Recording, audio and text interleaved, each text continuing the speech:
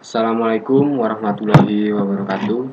Sebelumnya perkenalkan, nama saya Fajar Ramadan dengan NIM 19086330 dengan mata kuliah Administrasi dan Supervisi Pendidikan. Di sini saya akan menjelaskan pengertian administrasi peserta didik. Administrasi merupakan pengolahan sumber daya yang ada untuk mencapai tujuan secara efektif dan efisien. Peserta didik merupakan anggota masyarakat yang berusaha mengembangkan potensi diri melalui proses pembelajaran yang tersedia pada jalur jenjang dan jenis pendidikan tertentu. Undang-Undang Nomor 20 Tahun 2003. Jadi, administrasi peserta didik adalah suatu proses pengaturan terhadap peserta didik itu. Bukanlah dalam bentuk kegiatan-kegiatan pencatatan peserta didik saja, melainkan meliputi aspek yang luas agar tercapai tujuan pendidikan secara efektif dan efisien. Di sini ada proses administrasi peserta didik. Ada yang pertama, ada perencanaan dan penerimaan peserta didik baru. Yang kedua, orientasi peserta didik baru. Yang ketiga, bimbingan dan konseling. Yang keempat, pengaturan disiplin dan tata tertib sekolah.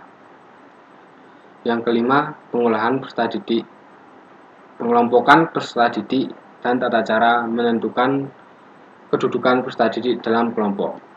Yang keenam, pengolahan kelas. Yang ketujuh, pencatatan data peserta didik dalam instrumen yang digunakan. Dan yang ke-8, kenaikan kelas dan EBTA.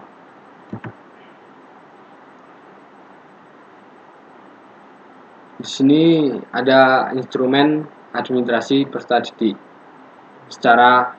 dengan cara manual. Yang pertama, buku induk siswa. Yang kedua, buku Kleber. Yang ketiga, daftar presentasi. Yang keempat, daftar mutasi peserta didik. Yang kelima, buku catatan pribadi peserta didik. Yang keenam, daftar nilai. Yang ketujuh, buku leger. Yang ke-8, buku rapor. Di sini juga ada instrumen peserta didik dengan cara elektronik. Yang pertama, buku induk siswa. Yang kedua, buku leper. Yang ketiga, daftar mutasi peserta didik. Yang keempat, buku catatan pribadi peserta didik. Yang keenam, daftar nilai. Kelebihan instrumen elektronik. Yang pertama, lebih cepat atau juga bisa dikatakan speed. Yang kedua, lebih teliti, bisa dikatakan accurate.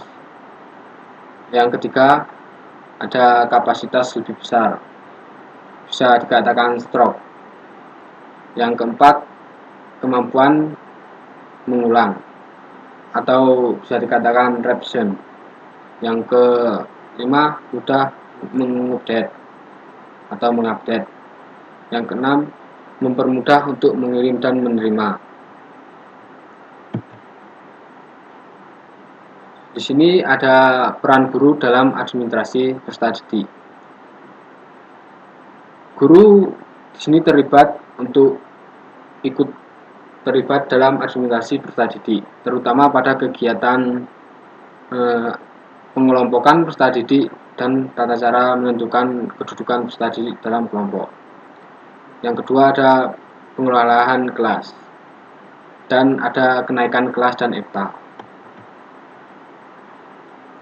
Sekian video dari saya, kurang dan lebihnya saya mohon maaf. Saya akhiri. Wassalamualaikum warahmatullahi wabarakatuh.